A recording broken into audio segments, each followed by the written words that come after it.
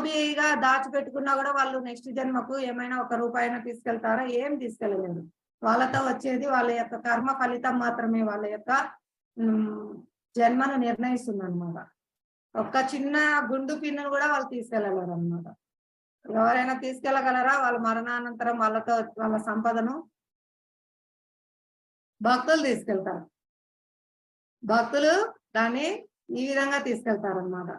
మనము అమెరికాకు వెళ్ళాలనుకోండి, మన రూపీస్ ని డైరెక్ట్ గా తీసుకెళ్తే చెల్లుతాయి అక్కడ? మన రూపీస్ ని ఉపయోగించుకోవచ్చా అమెరికాలో? లేదు మాతాజీ. మరి వాటిని ఎలా ఉపయోగించుకుంటాం మనము? డాలర్లుగా మార్చుకోవాలి.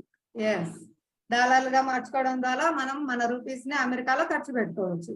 అలాగే మనం ఇక్కడ సంపాదించిన ధనాన్ని మనం ఖర్చు పెట్టుకోవాలంటే ఎలా తీసుకెళ్ళాలి? ఎలా మార్చుకోవాలి ఆ ధనాన్ని? కృష్ణ సేవ చేసి. హరి బోల్ కృష్ణ మాతాజీ, చక్కగా అర్థం చేసుకున్నారు.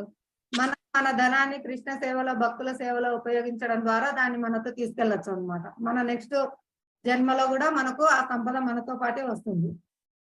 ఆ విధంగా మనం ఎవరైనా తెలివైన వాళ్ళు చేసే పని ఇదేనండి. శాశ్వతమైన సంపద సంపాదించుకుంటారు.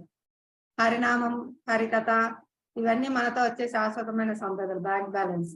మనం డబ్బులే ఖర్చు పెట్టాలని ఏం లేదు. మన డబ్బుల్ని మన ఇంట్లో మనం భగవంతునికి నైవేద్యంగా మనం భగవంతుడి ఇచ్చిన వస్తువులను సమర్పించి ప్రసాదంగా తీసుకోవడము, భగవంతుడి ఇచ్చిన బట్టలను భగవంతుని సమర్పించి ప్రసాదంగా తీసుకోవడము, ఇలా ప్రయత్నం